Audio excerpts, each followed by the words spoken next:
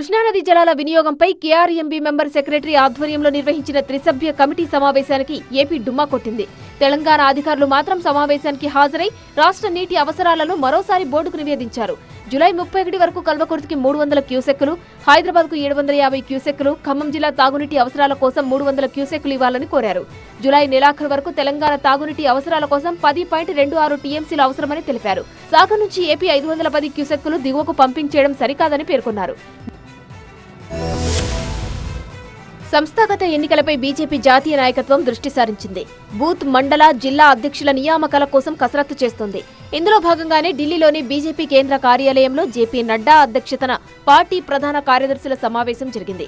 ఈ భేటీలో బీజేపీ సంస్థాగత ఎన్నికలు, బీహార్ ఎన్నికలపై చర్చ జరిగింది.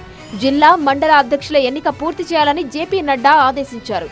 అలాగే బీజేపీ తెలంగాణ అధ్యక్షుడి ఎంపికపై కూడా బన్సల్తో చర్చించారు నడ్డా.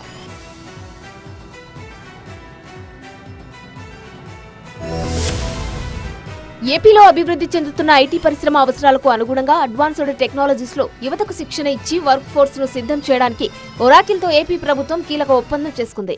ఈ ఒప్పందం ద్వారా యువతకు Oracle university learning subscription content ఉచితంగా లభిస్తుంది. మంత్రి లోకేష్ సమక్షంలో ఒరాకిల్, ఏపీఎస్ఎస్డీసీ ప్రతినిధులు ఓఎంయూపై సంతకాలు చేశారు. మహిళలు, ఆర్థికంగా వెనుకబడిన వర్గాల యువతలో ఒరాకిల్ క్లౌడ్ నైపుణ్యాల కోసం చేయూతనందించడమే ఈ ఒప్పందం ముఖ్య ఉద్దేశమని మంత్రి నారా లోకేష్ తెలిపారు.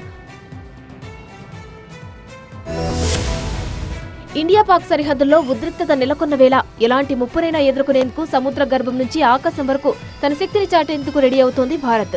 ఈ క్రమంలోనే భారత నావికా దళ అమ్ముల పొదిలో మరో శక్తివంతమైన యుద్ధ నౌక చేరనుంది. రష్యాలోనే యాంటర్ షిప్ యార్డ్లో తయారైన ఐఎన్ఎస్ తమాల్ ఈ నెల 28న భారత్కు చేరనుంది. ప్రపంచంలో అత్యాధునిక సాంకేతికత కలిగిన నౌకలలో ఇది ఒకటి. గాలి, నీరు, భూ ఉపరితలంపై ఏకకాలంలో దాడి చేయగల సామర్థ్యం ఐఎన్ఎస్ తమాల్ సొంతం. ఇది భారత నౌకాదళానికి చేరడం వల్ల దేశ సముద్రపు వ్యూహం మరింత బలోపేతమవుతుంది. 2 దశాబ్దాలుగా వీడియో కాలింగ్ సేవలు అందించిన స్కైప్ చరిత్రలో కలిసిపోయింది. స్కైప్ సేవలను మే 5 నుంచి మైక్రోసాఫ్ట్ నిలిపివేసింది. ఒకప్పుడు వీడియో కాలింగ్ ద్వారా ప్రపంచవ్యాప్తంగా లక్షలాది మందిని కనెక్ట్ చేసింది స్కైప్. కరోనా సమయంలో ఈ టెక్నాలజీ సర్వీస్ బాగా ప్రాచుర్యం పొందింది. లాక్డౌన్ టైంలో చాలా మంది ఉద్యోగులు, వ్యాపార సంస్థలు స్కైప్ సేవలను ఉపయోగించారు. అయితే ఇప్పుడు యూజర్ల ఆదరణ తగ్గడం, పోటీ పెరగడంతో స్కైప్ సేవలకు టాటా చెప్పేసింది మైక్రోసాఫ్ట్. మెసేజింగ్, వీడియో కాల్స్ లాంటి సర్వీసుల కోసం స్కైప్ యూజర్లకు మరో సంస్థ టీమ్స్ వైపు మళ్లిస్తోంది.